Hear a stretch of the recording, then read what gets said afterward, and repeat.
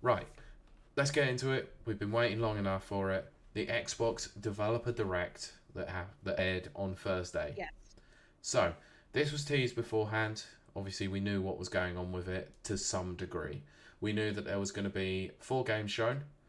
One of them was a secret, but we knew the studios that they were going to be covering, being id, um, and apologies if I don't, Compulsion Games, and what's the name of the developer for that one? Sorry, just bear with.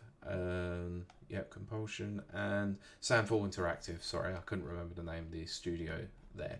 So yeah, those were the 3 studios that we knew about. There was one that was a secret, kind of like last time. So if you remember the one from January 2024, believe that's where I can't remember that what game it was that they announced, but there was one. I think it was 2023 actually, where that was Hi-Fi Rush, wasn't it? They dropped. That is, yeah, it So was yeah, very, very excellent drop. yes, it was. So let's do this because I watched this live. So I watched all the hype Yeah. happen in real time. Streaming, so I got all the hype from my chat. Yeah. So you would think that with the 3 studios that they had on offer, one Hmm. being a relatively new studio, one being a more reasonably well-known studio, especially with their IP such as We Happy Few, and one Yep. being a legendary studio, that they would go with any one of those 3 first. No, they went with the surprise one first. Yes. They went with a surprise one. And this is the revamp, or I say the revamp, but the re-collaboration with an epic, a well-known industry legend, or legendary studio from Japan, known as Team Ninja.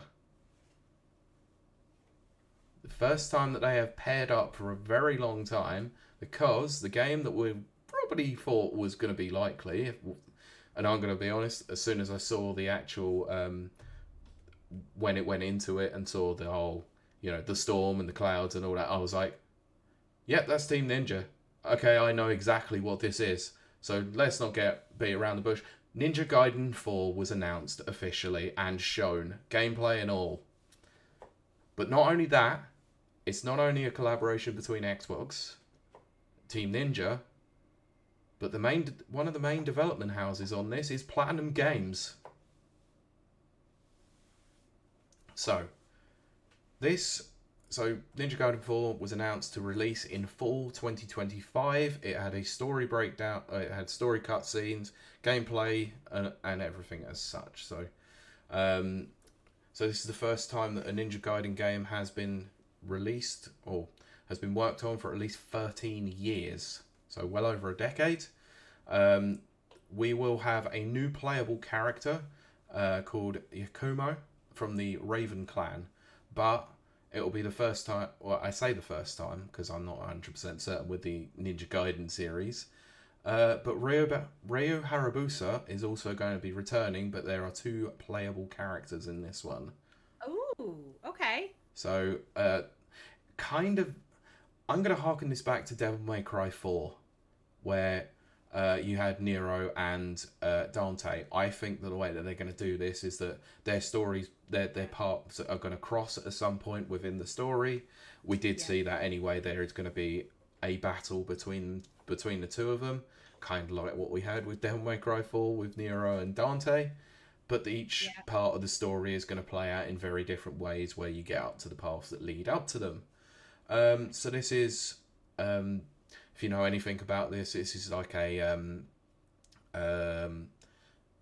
a alternate reality take on Tokyo in the future, where ninjas still exist. And it's very like They always exist in my yeah. heart. So this is being developed on Unreal Engine 5, and they went into quite a lot of deep dive about it, talking about the series, how it was glad that they were back. They picked the right studio to assist them with Platinum Games because of their history of this type of genre. The gameplay looks absolutely batshit insane, as to be expected with a Ninja Gaiden game. Very, very extreme, very over the top, very violent, as you would expect. and this Yes. looks absolutely insane. I'm all for it. It looks immense, and I'm not a big Ninja Gaiden fan, to be honest. I've played them, but I'm not the biggest fan of them. Understand that. Yeah. So I do. so they described some of the mechanics that are going to be available to Yokomo, which is the Blood Raven form, which is described. I'm using the IGN article for this. It's described as a technique that manipulates the blood of oneself and enemies, transforming it into a massive weapon capable of slicing through multiple foes at once. When certain conditions are met, he will be able to unleash a move called Bloodbath Kill and will instantly bisect enemies in one strike, which sounds awesome. Speaking my language.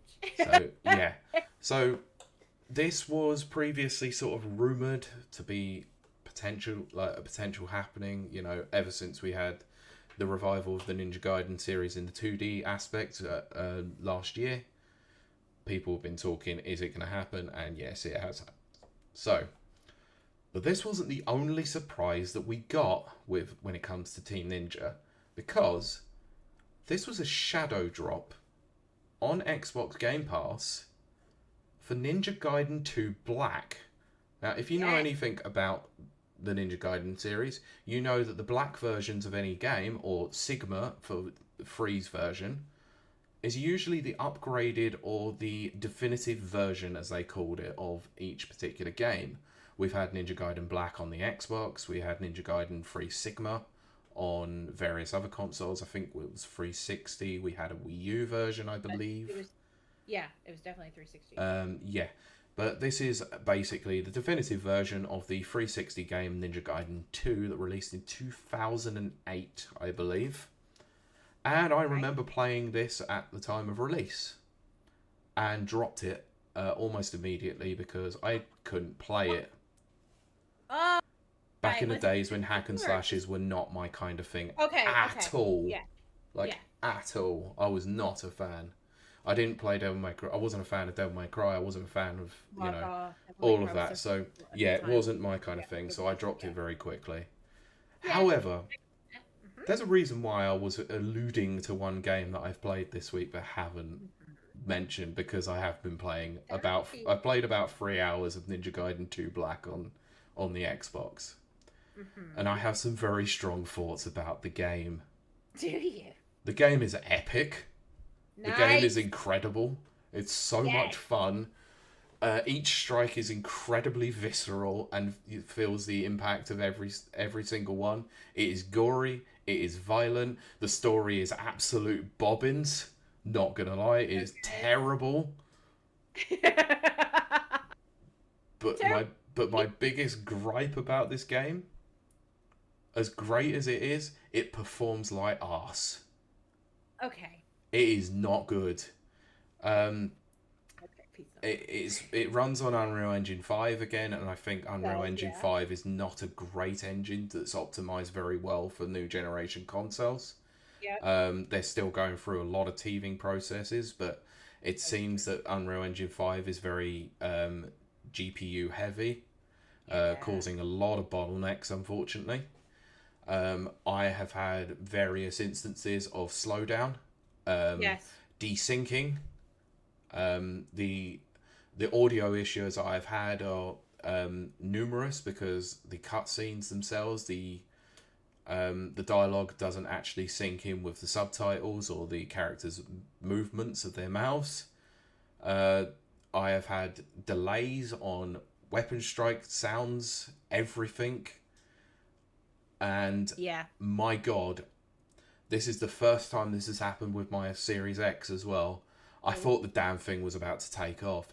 That fan was blowing hard. It was horrendous. And so I have it in a cabinet, and usually I would have the door open of that cabinet. For once I didn't open it, and I could hear the fan proper whirring away on it and I wondered why. And I opened that door and it was like a sauna. It was ridiculous. It is not very well optimized for the Series X consoles in any way, shape, or form. It's such a shame because this game is incredibly good, but I think it needs a couple of patches to get it sort of in a certain state, ready for it to be actually properly released. I don't Yeah. know if it's I don't know if it's an issue with just the Series X or the Series S. It could be that the PC version is a bit better. I know it's also available on Steam and PS5, I believe. But yeah, it's not a good upgrade at all. I'll be honest. I think, Yeah. and it seems a bit weird because I'm not sure if it was part of the backwards compatibility for 360 on Series X. But if it Right. is, then you might as well just play that one because I don't see this Yeah. being that much of a definitive upgrade. I was gonna say because it is, in my opinion. Again, these are just pure opinions. I do enjoy it very much, but I'm talking about the originals, what I played. Um, Pointed to hear Yeah. that they've done it like that. But I'm glad though that it's now available to new audiences and Hmm. stuff. And I do absolutely agree with Brent that it feels like Halo because you can switch between Master Chief and Arbiter. Yeah, I'm Um, not on this Halo in 2 terms thing. of not Dragon Age, sorry, Ninja Gaiden 4. I'm not sure if it's going to be a straight switch out. I think it is, which is why I Oh, like the mentioned Devil May story, Cry 4. I think it right? is going to be very separate. Like one chapter's on one character, one chapter on another, because they're technically Yeah, in Halo enemies, though. Yeah. Well, see, that's but Halo they don't 2. actually partner up with each other at any point. No, in Halo 2, that is exactly Oh, I know. Arbiter Oh, and it Master says Chief Halo never 3 partner. in the Yeah, in it chat. says Halo 3. I know what you Yeah, mean. Okay, for Halo yeah, 2, yeah, definitely then. yeah, because they're two separate. But Yeah. that's not cool. Brent said I had a friend have to skip cutscenes because it kept crashing his Oh, so I'm not the only one Mac that's and had this everything. issue then, thank goodness. Yeah. I thought it was just me, but yeah, it's Oh quite poorly God, optimized, I'm afraid. that's not cool. Especially, and that was shadow dropped. I know it's a huge disappointment, You but need, it yeah, still hasn't stopped me from trying to play the hell out of the game. But it is hard as it's a good nails, game. to be fair. It's a It is. tough game. That's but see that's the thing. Ninja Gaiden, much like Devil May Cry, Ninja Gaiden is known for its difficulty. Oh, It's yeah, been of course. difficult since it was on the NES. I Oh, remember yeah, playing it I on the NES. remember the original NES. I Oh, couldn't get past the second level. it's I would die every horrendous. time. Yeah, Yeah, but I loved it. yeah, So yeah, it's always been just so difficult. yeah. And So, stuff. yeah, I did say this is Ninja Gaiden 4 is out in fall Yes, 2025. I think it's specific date, but they went fall. I'm so excited about that So, though. I am excited. IGN have listed the next game, but I'm not going to cover that because that was actually last in it. I'm going to cover it as it Oh, was okay. discussed. So the next game that we had was from Compulsion Games, which is a Canadian-based studio, they were developing the game South of Midnight. Oh, right. So Okay. sorry, Brent highlighted a message which is related to Ninja Gaiden. He said, "Would also like to mention the backstory of how Ninja Gaiden 4 came about. Phil Spencer visited Team Ninja, fell in love with the studio. Then Dan Greenwald confirmed that the game was fully funded by Xbox. Yes, it was. We will get into something to do with this direct a bit later, which we'll discuss. Anyway, so yeah, Compulsion Games. So we saw South of Midnight last year, I believe it was, which was at I can't remember what it was. It at Xbox's conference last year? Think so. I Yeah. think so. So this is the game that's set in the deep south of America, based around southern folk tales. The one that we both described as having a very interesting but very confusing art style to it because the frame rate was very, very unusual. But Yeah. that is a graphical style because it is all done in stop motion or a Yeah. stop motion style, which I quite like. Not gonna lie. Um, in the trailer, they talk about the main protagonist Hazel and see her use her impressive powers, which is to do with weaving. So, from weaving with magic to conjuring items to overcoming environmental obstacles, she will have a lot of tools at her disposal to conquer any challenges that are in her way. This is where she starts running into some of the old folktale characters that she's heard about for many, many years, who some are enemies, some are allies, Yep. and this is in the quest to go and find her mum who was swept away during a storm. So yeah, Did you see this, by the way? I've not seen the newer one. No. Okay, Um, I don't know if you said it or not because I'm doing 5 things at one time and I shouldn't be. of course. Where Nana said this is the same studio that did We Happy Few. By the way, I take that did. as what you will. Yeah, because I think we did talk about that briefly I did on last mention it time. earlier on. Yeah, I'm not confident. No, I am not confident in the fact that obviously they did We Happy Few, and that was Yeah, not a which great game. which started out. Well, see, here's the thing. We No, it Happy started out Few. in good ways. Yeah, it's back in that time where like crowdfunding and stuff just took off. It's Hmm. brand new territory. We Happy Few was an indie game, indie Yes. studio, obviously. And then picked up by Microsoft. Exactly. So it started out something completely different. Hmm. It was new and it was exciting, and they didn't really have a storyline because back then games when they went up for crowdfunding didn't have a storyline. Cough cough the forest, cough cough rust. Um, Yep. all of those. I mean, those were early access, but still, um, and that's what We Happy Few. You could get early access. It looked amazing. It played amazing, but there was no storyline. So as the crowdfunding, increased, as they got more and more funding, well, they were like, "Oh crap, we've got to come up with a story now." And the story was not good. It just wasn't good. And then it became procedurally generated, which I have said many times I hate. It can be a good tool Hmm. used in certain games, but not as a complete story element of the game because it doesn't make sense. Um, and so We Happy Few just kind of just crapped on itself because of what it was. It was designed by committee, and so this game, hopefully, is not designed by committee. I mean, it's Microsoft funded. I'm sure. I assume. Um, so fingers crossed. Hmm. But I remember being kind of divided when we did see it originally that Yep.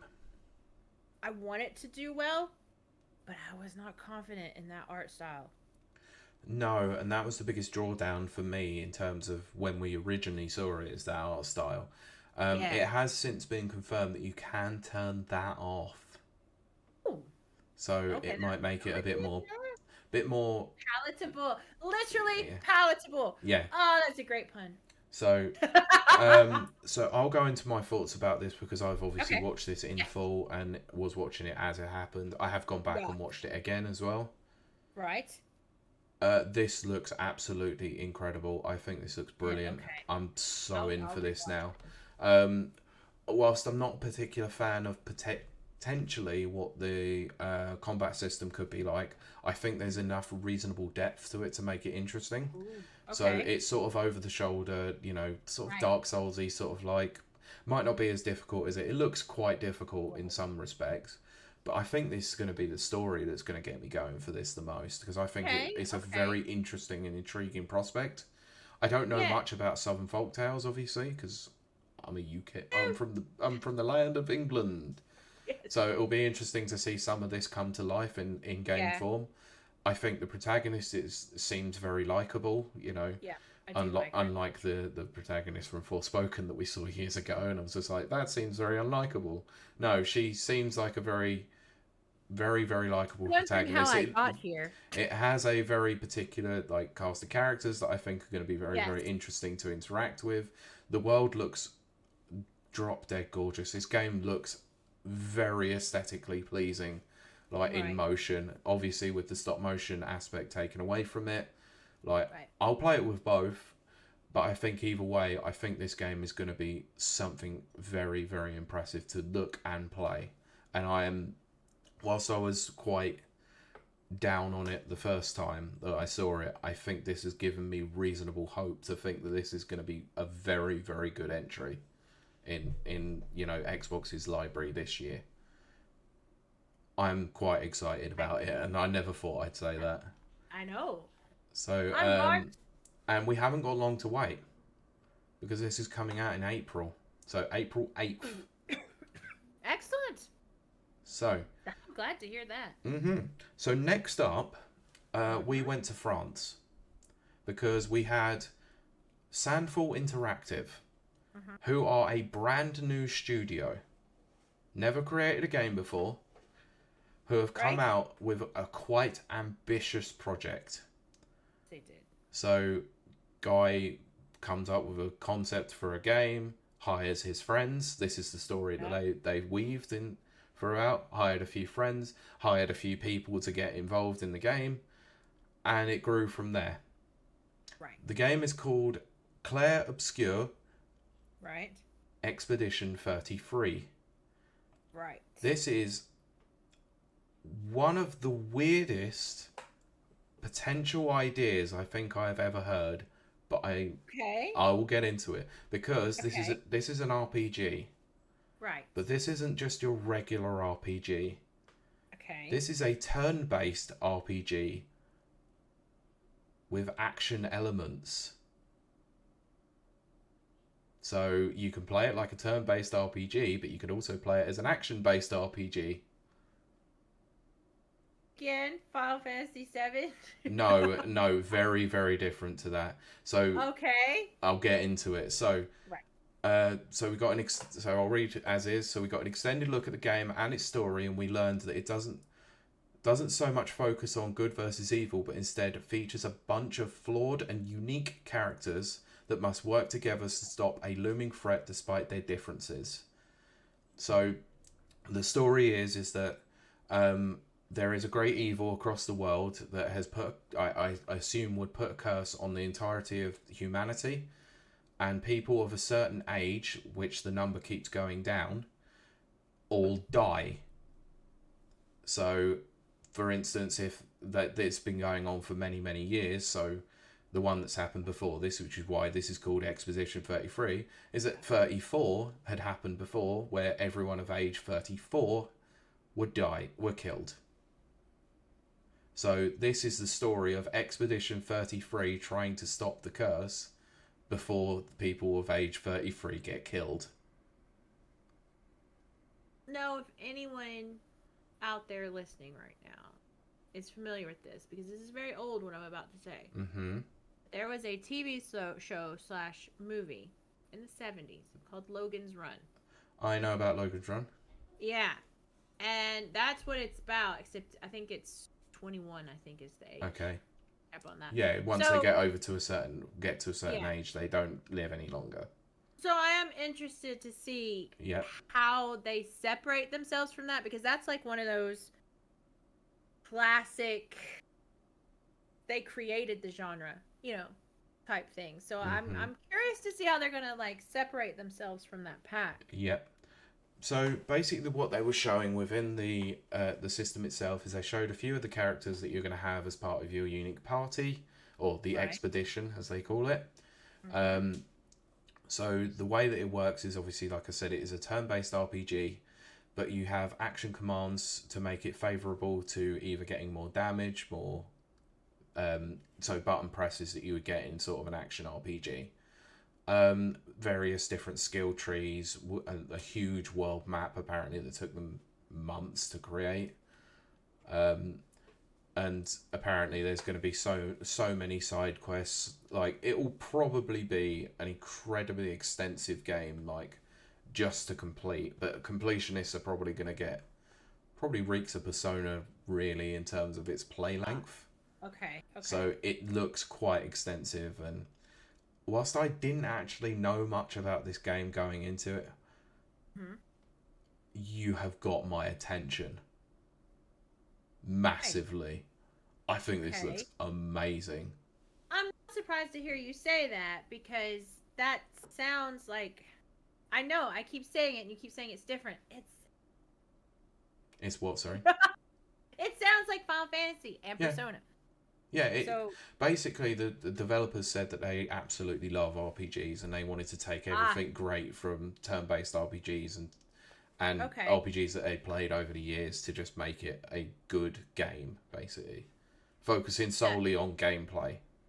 I like that they say that. Like, I like that. That's a good thing. That's a good vibe. Mm-hmm. So I'm stunned that this game looks as impressive it does for such a small team. Right. And right. I'll be interested to see what they do with it in terms of story. But This is another one which is, I would say, unfortunate, but it's also very fortunate at the same time. This comes out on April 24th. Okay. So only a few weeks after South of Midnight. Oh, right. Okay. Yeah. So you're going to be backed up. yeah, April's going to be very, very busy, let's say. Cool, though, because I was telling my chat the other day, and I'm standing by this. It sucked because last year my most anticipated games were Outlaws and Shadows. Shadows. Yes, both Ubisoft games, and they weren't that well. I mean, Well, one was delivered. delivered and one I was wasn't. gonna say, yeah, exactly. And Outlaws is fine. I'm not downing it. It just wasn't the superstar that I personally thought it was gonna be. Still a good game. I'm not saying it's not. It's just not Mm-hmm. the wow one that I thought it was gonna be. Outside of that, I didn't really have any anticipated games, and so I was hoping this year there would be some anticipated games. And it sounds like we are getting some actual freaking because Q1, as you'll see in our last episode, was it last episode? That's 2 episodes. There wasn't a lot happening in Q1.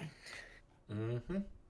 And I am struggling as a streamer to stream new games because they ain't any good ones. Sorry. Yeah, well, you've got two so far that might actually feel that Exactly. now. Good. Yeah. And I'm glad to hear that. Very. Yeah, Nana said that he's not a big fan of this game personally, but he said it does look cool, which is fair enough. Yeah. It's not going to be to everyone's taste. Well, no, But exactly. as someone who's now starting to pick up more RPGs, this looks a bit more up my alley now, which is great. When we started this podcast, he did not play RPG. Yep. Did not. What the hell happened to me? I don't know. You know what it was? It was Breath of the Wild. That's what happened to you. Breath of the Wild and the Yakuza games, I think. The turn-based Yakuza games definitely help with that. But you did go back to Breath of the Wild, like, way props to you for that. Because you attempted it at least twice, didn't stick with it. That third time you're like, you know what, I'm doing it. And then you did it, and you liked it. And then you went on to the Yakuza, and you love all of them, which I'm very glad about. So. What the hell's happened? Yeah. Anyway, oh, right. So that was that. Yeah, I told you about the release date. So let's take a trip for our final game down to Houston, Texas. Oh, okay. Because we went to I've id. been there. We went to id Software. And in id Software, you know exactly what id Software are. It's Doom. Come on, it's Doom. We know about Doom the Dark Ages already. But so we got an extensive deep dive into Doom the Dark Ages. It looked amazing. We'll get to that. So, I know. id Software gave fans a glory and delightful look at the new game during the direct.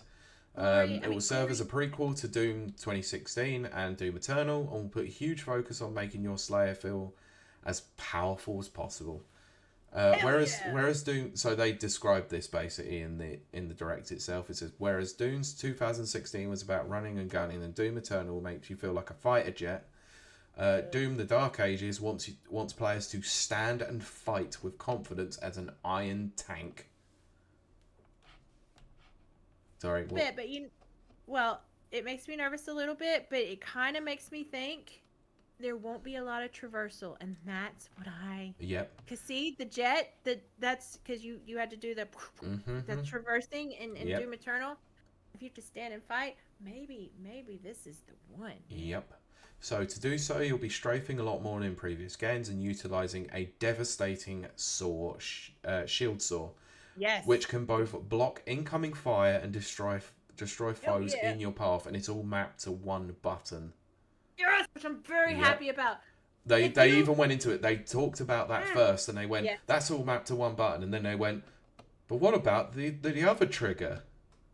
Oh yeah, there's a lot of other stuff. So players will also have access to a massive flail, an electric gauntlet, and a spiked mace. And also you'll get to pilot a mech and fly on a giant cybernetic dragon that comes complete with mounted Gatling guns. So complete balls to the wall, absolute ridiculous nonsense that Doom is well known for. Yeah. And we all love. So hyped. Yeah. So hyped. There will also be more opportunities. Sorry, Karen. I was just saying, you will see that on my channel for sure. Yeah. There will also be more opportunities for exploration and choosing your path, and your shield saw will come in very handy in finding hidden paths. Said so. It also promises that the story will leave the codex. So, you know, like you had in the previous games where you had to go and listen to external lore.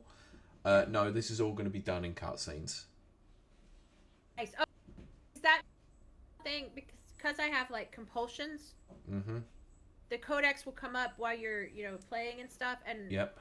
I haven't done it on stream, but when it's me playing, I need to click that and you listen to it. But it's very hard to piece it all together. Oh yeah, it is. Blah blah blah. So I like that. It's one of the problems I had with Doom 2016 when I was playing. It was like I want to know more about the lore, but my God, I don't want to have to listen to it whilst I'm trying to rip people's heads off. Exactly. So, but there was a confirmation that unfortunately one side of this game is going down the pan. It's ditching multiplayer. It's an interesting move. Yeah, well, it's going to bother me one way or another, but that's an interesting move. No, the Doom Eternal multiplayer divided people, and whereas Doom 2016, everyone absolutely loved the multiplayer. So it's a little bit of an interesting choice, probably because they want to solely focus on this, on the campaign and its subsequent DLC that we know is going to be coming afterwards as well. So fair enough, can't argue with it really, but it is a bit of a shame that it has lost it. This is another game that actually looked like, in terms of visuals, it looks spectacular. Like that. So clear. What's the name of the engine they use? Is it not the Rage engine? Is it? Anyway, its engine itself just shows how incredibly versatile it is when it comes to shooters. It's ridiculous. They also confirmed as well that glory kills are now going to be fully 360. Yes. Which is amazing. Love no having to stop and try and find the right spot to do a glory kill. It just is very simultaneous in terms of the action. You'll get a purple glow and that's about as all you need to go and glory kill. It's great. The weapons that were on show looked incredible, including the chain arrow gun, the spikes, the lance. Yes. Oh my God, this game looks like pure batshit insanity, and I'm all here for it. Completely in. It's gonna be my game of the year. It's gonna be my game of the year. It just is. Yeah. It just is. I already know it. I'm calling it now. So May 15th for this. This is coming to Series X, PS5, and PC. It was also confirmed that there is a collector's edition coming, which also includes 2 days early access to the game, and also if you're in for content creation and reviewers, the codes are now apparently able to, like, the applications are now apparently live to be able to go and try and gain a copy, and you essentially get a version of the Ultimate Edition where you get the code 2 days early. So yeah, this looks amazing. So I'm thrilled. Yep. So I'm going to sum up my thoughts first because I watched the whole show. Yes, you did. This was an absolute knockout for Xbox, and this is why I named it what I named the stream and the episode. Xbox has games, because Xbox has games this year, and I'm so pleased. Yes. Yes. I mean, we've talked about it many, many times. It's been a dearth of games. There just have not been any. We're thirsty for games. Yep. But it is also, but there was a news story that came out a couple of days after the fact as well, and this sort of ties into it because Phil Spencer's been talking on on a podcast. I can't remember the name of the podcast, but he confirmed that that Microsoft are fully supporting the Switch 2. Yeah. And that multi-platforms is going to be continuing going forward. So there was several instances where games were teased on an Xbox conference or developers direct with the PlayStation logo, whilst it seems that multi-platform releases are now their main concern. Whilst they probably do still want you on the ecosystem in terms of Xbox, they're probably more happy to just have people playing their games, which some people have criticised as a strategy, I kind of Great do it. strategy. I kind of do at the same time, but obviously you know, by they're leaving money on the table by probably not doing it.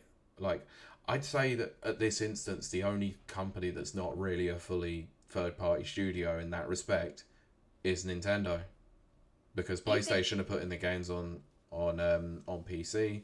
Microsoft Yeah, are putting, that's Xbox are true. putting their games Okay. everywhere. Okay. Nintendo are the only ones that aren't doing it, unless you count mobile phones, but they're not full titles. Right. Right. So That's a valid point then. I think it Yeah. just shows the state of the generation now, or the state of the gaming industry, that we are getting a lot more third-party releases in that respect from what were typically known as first-party studios. Yeah. For sure. And hey, if you get to play Doom: The Dark Ages on Switch 2 on the go, that's going to be You mean incredible, isn't it? exactly. I mean, you're going See, to be I'm able to getting because it's on PC, because you can have the Steam Deck. exactly. But to see, that's the thing. I'm getting very, very hyped because I think we are coming through this transition year. Hmm. And what my hope is, I have a lot of hopes, but what my hope is when we get to this next gen consoles that are going to start dropping, that we at least take, I say we, but I'm talking about the games industry, takes a moment and develops for those machines and pushes them to their limits. We never got to see what the Xbox and the PlayStation could do. We've never seen it. No, Not to the extent. And I think that's a big failing on their part because what has agreed. it been 5 years? Yeah, we're coming into the fifth year because it's Yeah, end of 2020. yeah, and we don't have anything that just shows what these very powerful, consoles can do. Hmm. So hopefully, as we transition to the next one, we'll get that. Yeah, Fingers I hope so. So, um, I know you didn't see the whole thing, so I'll probably just do this. I'm gonna grade this. Shall yes, we do it out of 5, like we do? yes, yeah. This is a 4.5. This is utterly Ooh, absurd of how ridiculously good this showcase was. that's high And praise. whilst I was stood there in my kitchen watching this because I was cooking my dinner. I'm Yes, watching this. I couldn't take my eyes off it. It was everything just captivated me, and this is something that I haven't said about Xbox for a very long time. yes, And it's nice to. I wouldn't say that they're back because we've got a lot more on show ready to come from them, but yes. it is a nice start to 2025 to know that we've got at least got 4 third party or first party games coming to Game Pass or other Yes. platforms as well within the first 9 months of the year potentially that are going to be very expansive experiences. I get Xbox, baby. But it did make me think about one thing. What's that? Is my Xbox completely necessary these days? I have the same thought, Pete. As you know, I have not started my Xbox in 6 months. Nope. I hadn't I am an started my Xbox in a Xbox while. fangirl. Yeah. But I'm an unapologetic Xbox, Microsoft, Bethesda fangirl. Yep. And I ain't turned it on. I haven't Mm. had a reason to. No, I hadn't other than to play COD, and even that's fallen by the wayside because I haven't been Yeah. on with my group recently. So the only time that I So, turned it on was obviously after this direct to go and play Ninja Gaiden 2. And even then, right. I've looked at that and gone, could I not just play that on PC Game Pass instead? And I looked at it and was like, oh, my Ultimate is due for renewal in May Yeah. of this year, just before Doom comes out. And I'm like, Yeah. shall I renew it? But shall I just renew PC rather than Ultimate? Might do that. I Yeah, might. I'm tempted. I really Till the am. new till the new console comes out, what's. Yeah, I mean, it's even to the point where I'm actually considering possibly selling my Xbox as well. Right. Like, I'm I not quite. don't know if I I need don't it sell in mine. my house. Like, I mean, I could move my PlayStation 5 into the front room and still utilize its 4K Blu-ray player.